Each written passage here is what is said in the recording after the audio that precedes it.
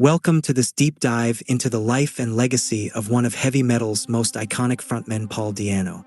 From his meteoric rise with Iron Maiden to his tumultuous personal battles, Di'Anno's story is one of raw talent, rebellion, and resilience.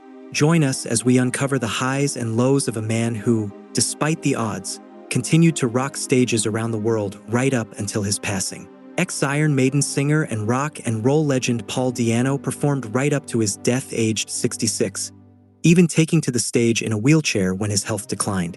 Despite his health issues, he still managed to rack up an impressive 100 shows in the year before he passed away. The ragged yet talented Di'Anno joined the heavy metal band 3 years in, auditioning in 1978, although he was initially less than impressed and laughed at the theatrics. But as is the case with a lot of rock stars in history, Di'Anno's life was a battle with substance abuse. At one point, he described taking cocaine non-stop, 24 hours a day, every day. Eventually, he was fired and replaced with Bruce Dickinson as the frontman instead. Although he barreled ahead with music separately, his spate of scandals continued to hit the headlines, including his time behind bars.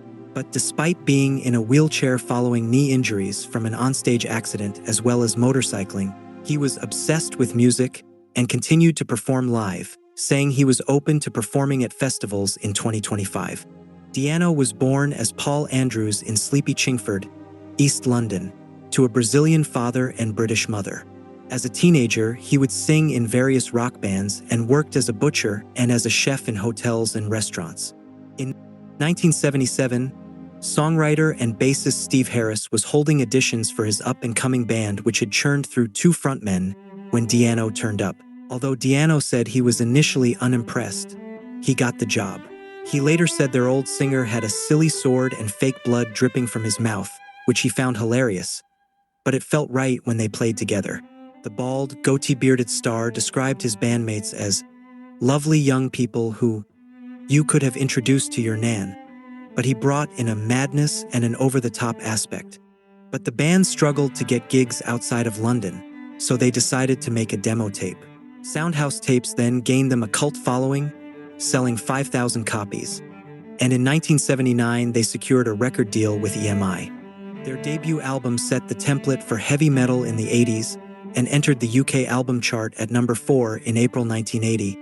But Di'Anno was forced to miss most of his debut show after being arrested for carrying a knife. The single Running Free even earned the band a coveted spot of Top of the Pops.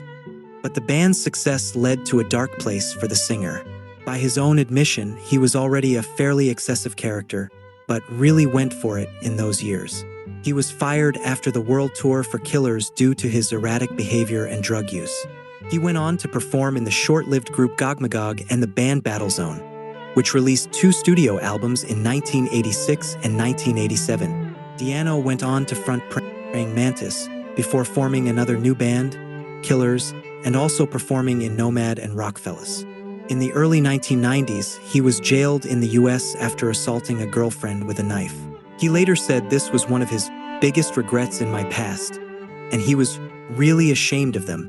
Di'Anno said later, "I did a couple of stints in jail for guns and drugs, and he was banned from touring in the US for several years."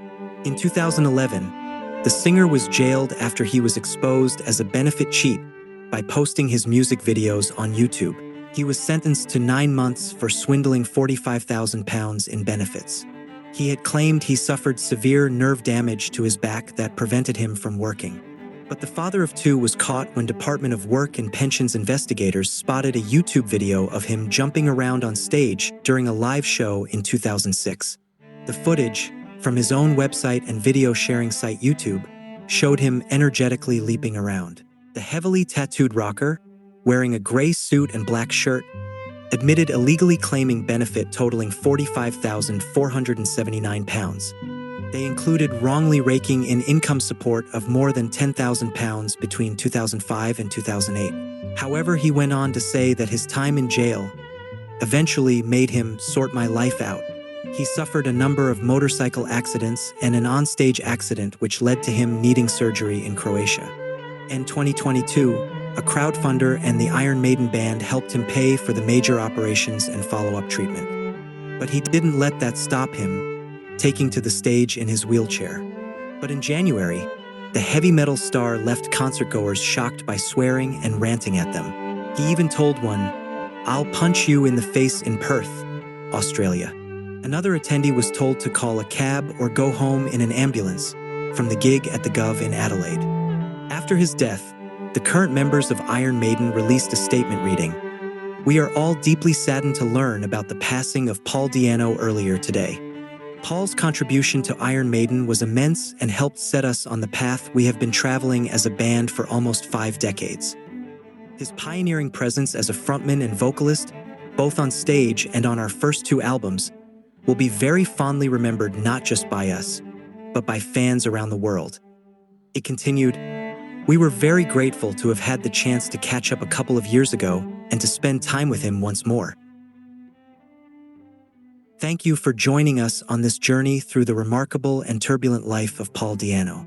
His influence on heavy metal and his relentless passion for music will forever echo in the hearts of fans."